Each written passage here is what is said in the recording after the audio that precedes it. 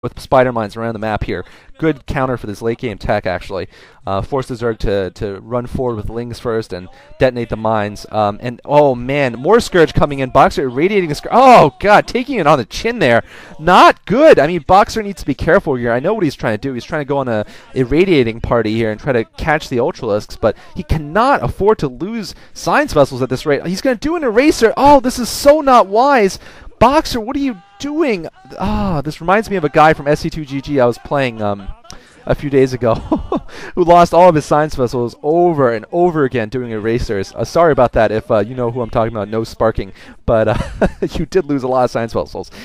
He wasn't playing me. I actually lost against him, so he's a very good technical player. He just needs to not lose his vessels. But anyway, Boxer losing tons of vessels this game. He's lost everything but, I think now he's got 3 again, 4 total. Okay, large Ultra Ling Force here. He just needs the Defiers. Another!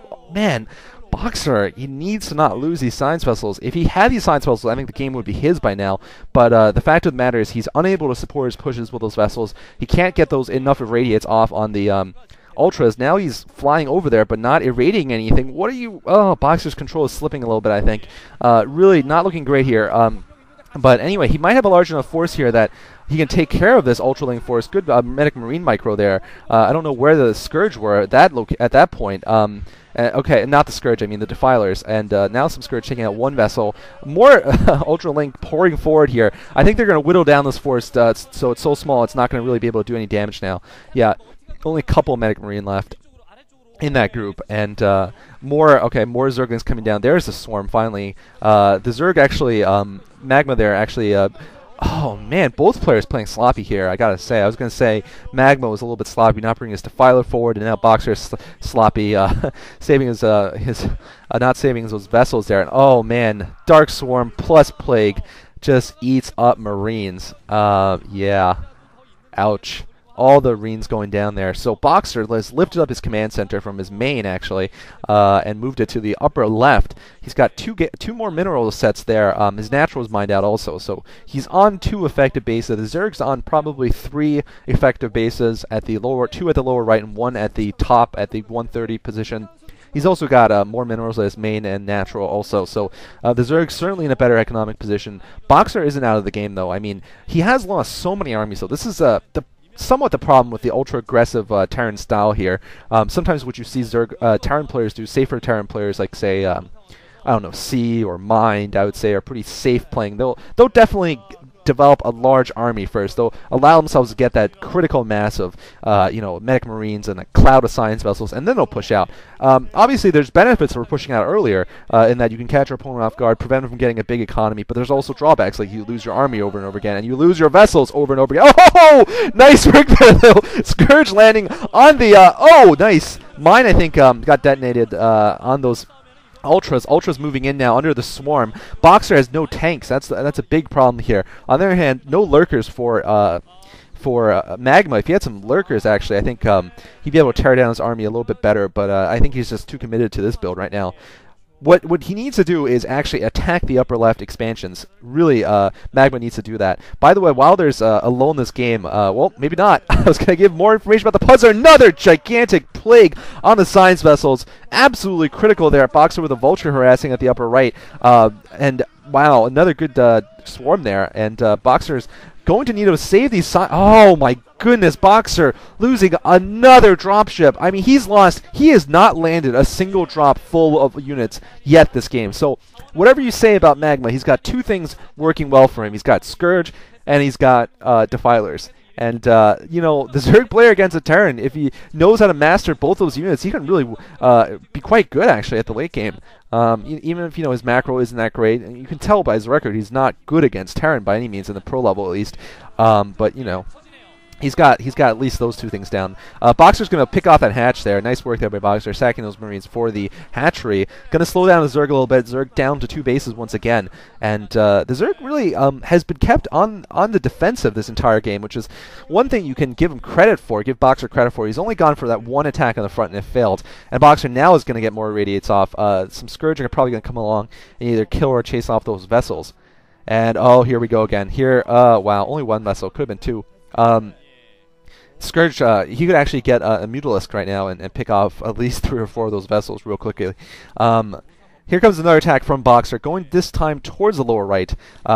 And more Scourge coming in here. More Scourge are going to catch more Science vessels. And, oh, man, Boxer once again down to 2 vessels.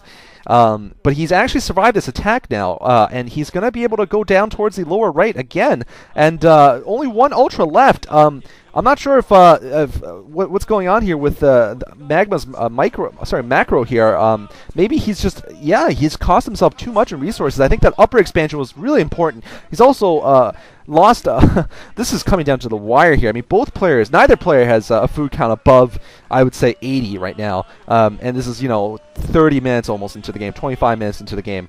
But small army sizes for both players. Boxer looks like he could actually win the game right now, though. He's killed off so much of Magma's economy. He's killed off both of these profitable expansions. That was a natural expansion, actually. He's killed off. He might be able to pour into the main now, and that would be quite devastating for Magma. Magma really needs to get himself a force here. He's got a lot of, idle larva in his main. It doesn't have a defiler. Is he getting tired or something? Is he just, he was looking so good a little while ago, but now, all of a sudden, he's not looking so hot anymore. Boxer also with a nice marine block there, preventing the Lings from getting back to reinforce. Man, Magma's going to lose all of his tech here, and wow, Boxer could win this game right now. I thought he was down and out after losing so many vessels, but he, was just so aggressive. I mean, aggression's the name of Boxer's game nowadays. Just, the early game Valkyries was a decent ploy. He managed to stop a Mutalisk harass, however, he did lose them. And now it looks like the game is his. I don't think there's any way for Magma to recover at this point. He's lost so many expansions. GG coming from Magma.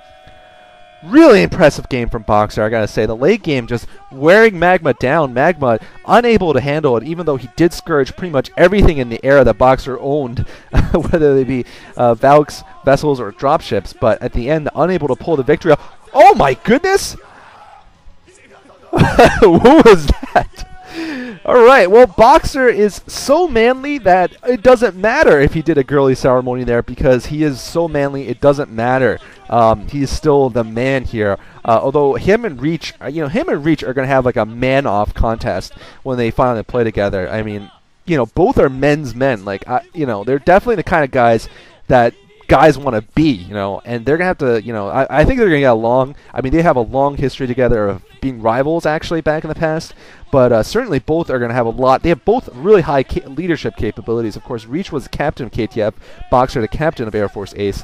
It's going to be great to see them both on the team. I think they'll be able to really motivate the other players. Anyway, what I've been trying to say this entire game is... my last puzzler was, how do Mutalisks and Zerg units in general travel through space?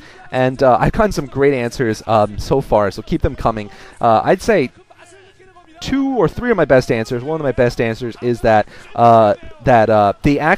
they don't travel in space. What happens is a giant spore colony launches basically a spore, literally a spore containing what is needed to build a hatchery, maybe a Cerebrit or whatever, and they launch it like an asteroid into other planets. Sort of like the idea of Starship Troopers, where they launch those asteroids into other planets. Air Force Ace winning 3-0, by the way. Congratulations to them. And marching off. Just look at how small their team is, though. They lost a number of players recently. Or they just retired, actually. But anyway, great answers from a couple of people there. A couple of good answers about just generally how with engineering, those units are able to just really be protected in space from radiation and everything, and use Vespian gas to keep themselves fueled. Also, possibly some kind of solar wind kind of system. Maybe the overlords are able to power their travel. And actually, the second really good answer, now I just remembered, is the use of warps. Basically, as you can see from the cinematics, Zerg units often go through warps. It seems. Maybe the Overmind's able to produce black holes that allow Zerg units basically to travel faster than the speed of light from one location to another, hence allowing them to invade other planets and star systems. Okay, guys, hope you guys enjoy this commentary. My long-awaited fan commentary will be coming up really soon, possibly tonight, so stay tuned for that. Thanks for watching.